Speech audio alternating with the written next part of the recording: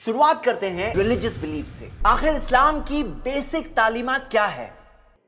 اسلام یہ سکھاتا ہے کہ سارے انسانوں کا ایک ہی مالک ہے، وہی ہم سب کو بنانے والا ہے، وہی اس کائنات کو چلانے والا ہے۔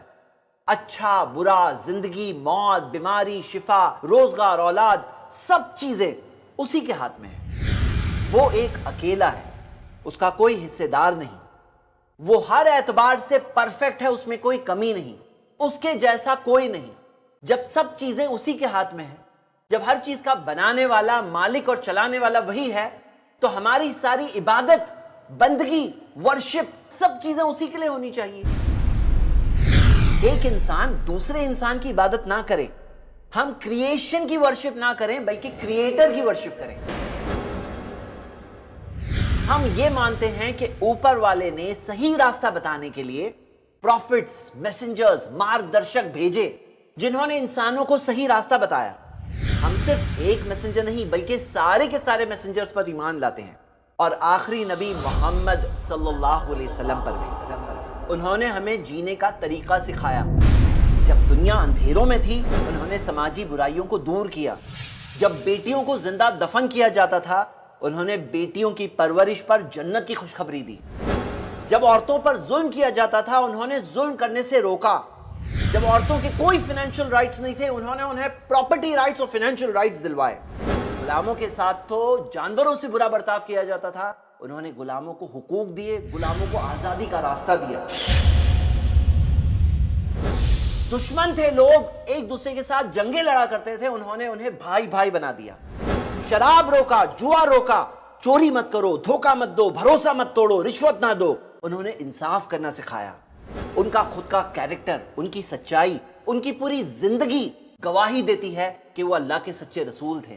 ہم نے ان پر ایمان لایا ہے، ہم ان سے محبت کرتے ہیں، انہیں بہت رسپیکٹ کرتے ہیں۔ ہم یہ مانتے ہیں کہ قرآن اللہ کی کتاب ہے، ایک ان چینج بک جس کی حفاظت خود اللہ کرتا ہے۔ قرآن سارے انسانوں کے لیے ہے، صرف مسلمز کے لیے نہیں۔ یہ کتاب انسانوں کو اپنے مالک کی طرف دعوت دیتی ہے۔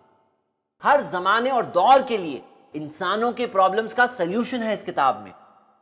اس میں کوئی ایسی بات نہیں جو انسان کے نیچر کے خلاف ہے، سماج کی بھلائی کے خلاف ہے۔ اس میں یہی سکھایا گیا ہے کہ سارے انسان برابر ہے، سب انسان آدم کی اولاد ہے، اس طرح سے دور دور کے رشتہ دار ہیں۔ اس میں سکھایا گیا ہے اپنے پڑوسی کے ساتھ اچھا سلوک کرو، چاہے وہ کسی بھی مذہب کا کیوں نہ ہو۔ ایک معصوم کی جان بچانا ایسا ہے جیسے سارے انسانوں کو بچا لیا، اور کوئی ایک معصوم کو مارنا ایسا ہے جیسے سارے انسانوں کو مار دیا۔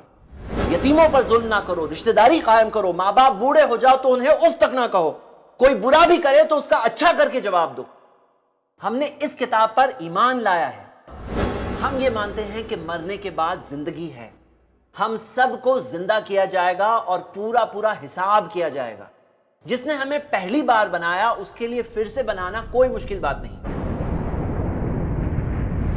ایک دن ہے قیامت کا دن، جس دن سارے انسان اپنے مالک کے سامنے کھڑے ہوں گے، ترازو میں ان کے کرم تولے جائیں گے۔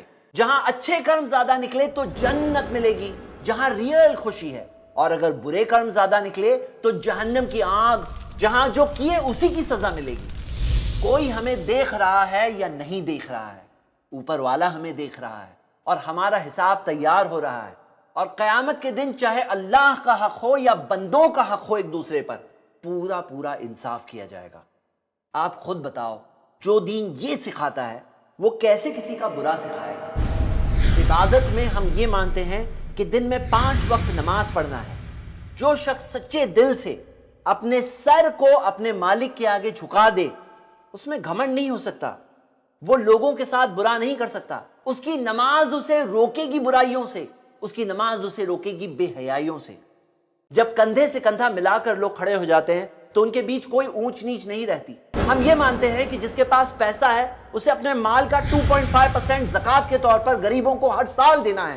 ہم یہ مانتے ہیں کہ سال میں 1 مہینہ ایسا ہے جس میں ہمیں پورا دن روزہ رکھنا ہے، تاکہ جس چیز سے غریب لوگ روز گزرتے ہیں، اس چیز سے ایک بار جب 1 مہینہ ایک انسان گزرے گا، وہ ان کے اس درد کو خود محسوس کر سکتا ہے۔ ہم یہ مانتے ہیں کہ جس کے پاس پیسہ ہے اسے حج کرنے تو جانا چاہیے، جہاں سارے انسان چاہے امیر ہو یا غریب ہو، بادشاہ ہو یا فقیر ہو، وہی لباس میں ہوں گے، اور وہ اسی کعبے کا طواف کریں گے. اس گھر کے رب کی عبادت کرو، یہ بات انہیں سکھائی جاتی ہے. آپ خود بتاؤ کہ جو مذہب یہ ساری تعلیمات دیتا ہے، کیا وہ مذہب کسی پر بھی ظلم یا ناانصافی کرنا سکھا سکتا ہے؟ ضرور کمنٹس میں بتائیں. میوچل انڈرسٹینڈنگ پر قائم ایک اچھی سوسائٹی بنانے کے لیے، نفرتوں اور غلط فہمیوں کو دور کرنے کے لیے اس ویڈیو کو ضرور شیئر کریں.